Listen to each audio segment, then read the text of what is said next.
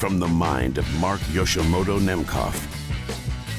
All right, Ocean Way Collection comparison LX versus DLX/L22. So you're listening to the Ocean Way 47, the very famous Ocean Way 47. This is the crown jewel of the Ocean Way Collection, and this is the Sphere LX. And this is the Ocean Way 47, the same model on the DLX. Now, what I love about 47 on the DLX is that you get the appropriate acoustics of the head basket. So you get more of that larger, roomier 47 sound than you do here. You're getting a 47 tonality, which is a lot different, right? So it's not as, I wouldn't say it's inaccurate.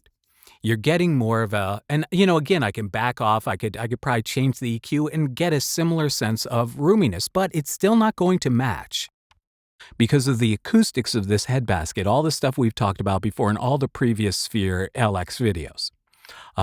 So I think that if you're looking for a 47 sound, if you're doing music, the Sphere DLX is the one microphone that will do that. It will do it better than the LX.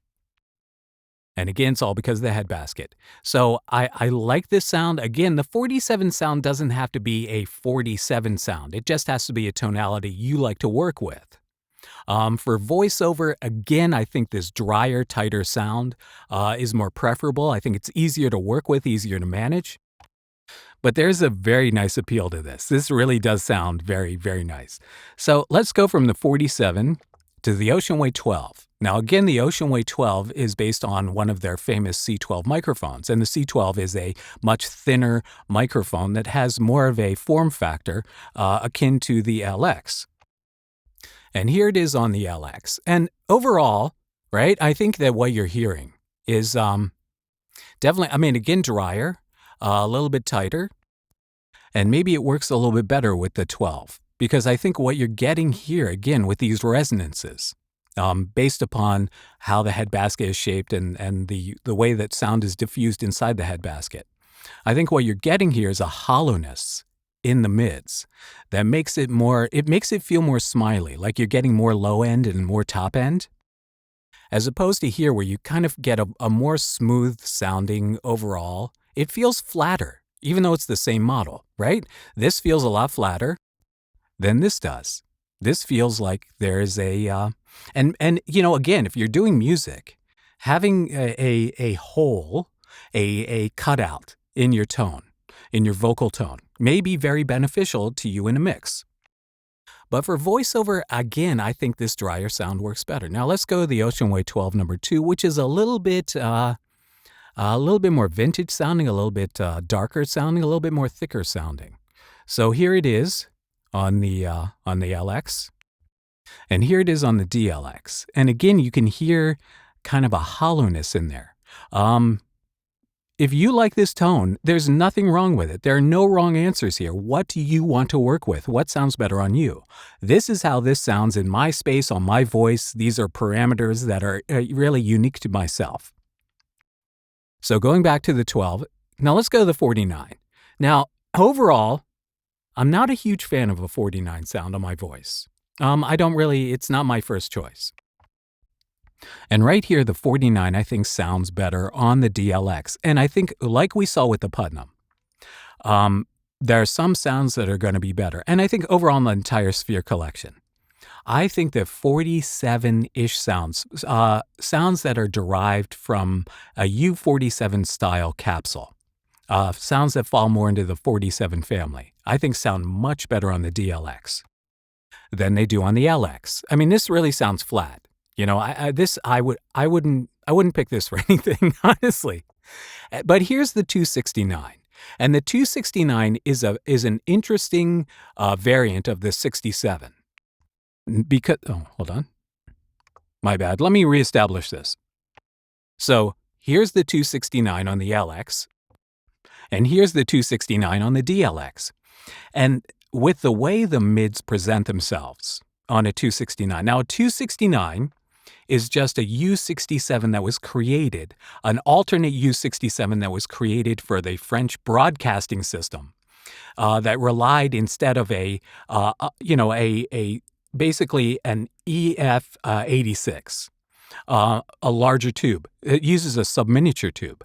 So it's a different tube. It has a different sound. It actually uses the same tube that's in the 49. But overall, it's a different sound. Oh. All right, so let's finally go to the 800. So this is the 800, and the 800 has a nice bite to it, and I can feel that bite right here on this, right? It feels smooth, and it has the bite. So I'm getting an 800-ish. I'm getting the 800-ish mojo on this. And here, I like the way this sounds, right?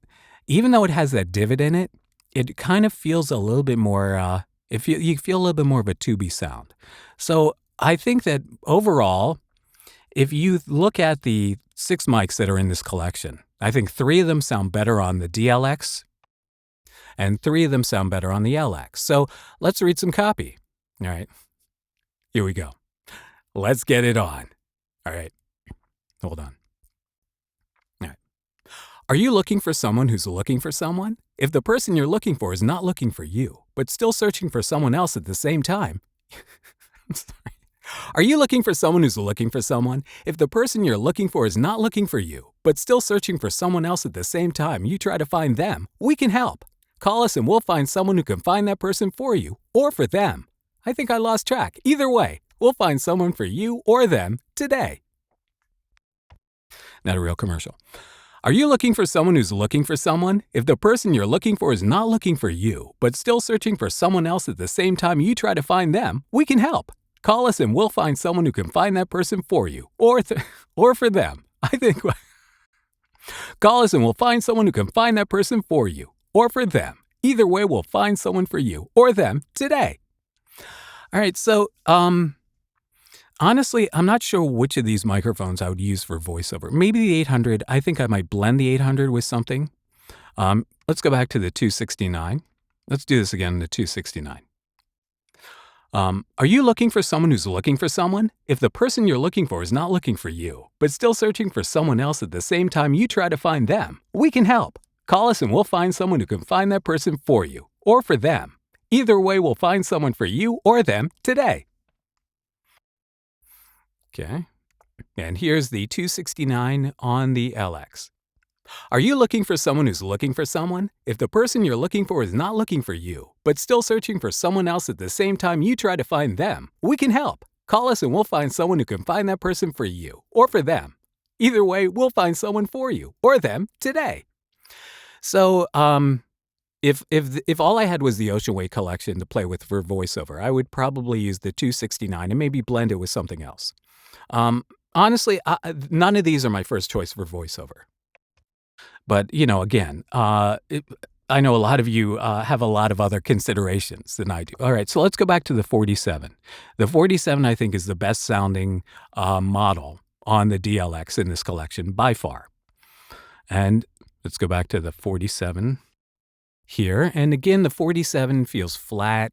I'm sure that there's some of you who might prefer it for some purposes. For me, I don't know if I would use this. Again, maybe as a blend, and we can go into blends later, but I want to know what you think. Because again, the fact that, here, let me switch it back to the 269. I think this is the best sounding. So this is the best sounding model in this collection on the LX. I want to know what you think. Because I know there are a lot of you who have a lot of different considerations than I do. Even though we're all recording voice, some people like certain sounds for narration. I prefer certain sounds for commercials. What I like for commercials, I think, feels a little bit more dry and direct. But not every commercial requires that dry and direct sound. Some you want to have a little bit more roomy and boomy. Not necessarily boomy, but, something like this sounds a little bit more sensitive.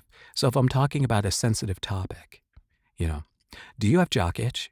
Something like that. You maybe you want something like that feels a little bit more, I don't want to say personal, but a little bit more, yeah, here's the difference. This sounds like I'm in the room with you. This sounds like I'm in your head. And there are reasons you want both of these tonalities. Now, again, I'm not saying you have to buy both microphones. The DLX is $500 more. It's 50% more than the LX. Is this something that you would prefer? Of course, I'm talking about the DLX into the LX like a fool. So, is this something that you prefer, right? The, um, the larger tonality of the head basket, the sound of the 47, the more accurate model of the 47. And again, I think that there are high priorities set when it comes to the 47. I think the shape of this microphone was conceived to optimize the 47 first. I think the 47 has the highest priority in terms of acoustical matching, in terms of making it sound as realistic as possible. Or are you someone who that's not a concern for you? So for me, my work, what I do, again, I kind of like the drier sound. But, again, there are no wrong answers. There are no wrong answers. Whatever works for you, and go with it and make the most out of it. So I have to tell you that using the Bronner TLM, the Bronner VM1 TLM 103 models together, that I have had a lot of success with the auditions I've done with it, because that to me is the acid test. So you're not listening to that sound right now. You're still listening to the Oceanway 269. But you go back and listen to the previous videos. You can hear the Bronner TLM 103 combination. And this week, I believe that, again, that's the acid test. Do you do auditions with it, and how many you book? And I shortlisted and booked a higher percentage of work using the Sphere LX with the Bronner VM1 103 combo than normal, higher than average, much higher than average. So I think it's a very successful combo. I think the LX works great for me. I'm not getting rid of this microphone, because there are going to be reasons and times I'm going to want to pull this microphone out. I'm not going to keep both in the booth. That would be crazy. But I do like the versatility of both of these mics. So there are considerations here. They're not equal. One may be cheaper, but is it lesser? Maybe. I don't know. Serbadork also brought up that he and a friend feel like the high end on the LX is weird. But I don't hear that at all. I don't hear a weird high end. So, but again, maybe, I don't know. What do you hear? Do you hear a weird high end here? Let me go back to the 47. So again, all things equal, here's the 47. Do you hear anything weird on the high end? Do you hear anything weird on the high end here? Leave a comment. And Nation, also go check out the Discord server. If you're not on the Discord server, you're missing out, because there are conversations happening, and not just conversations like on the YouTube page where people leave comments and I comment, and maybe one or somebody else comments on that comment. These are actual conversations between other microphone maniacs like you. This is distracting. The other microphone maniacs like you, conversing with each other, talking about gear and stuff. It's pretty cool. So go check out the Discord server. The link is right here in the show notes. But yeah, I want to know what you think. So again, Oceanway collection, head to head. I want to know what you think. Leave a comment. All right, until next time, this is Mark Yoshimoto Nemkov, fading to black.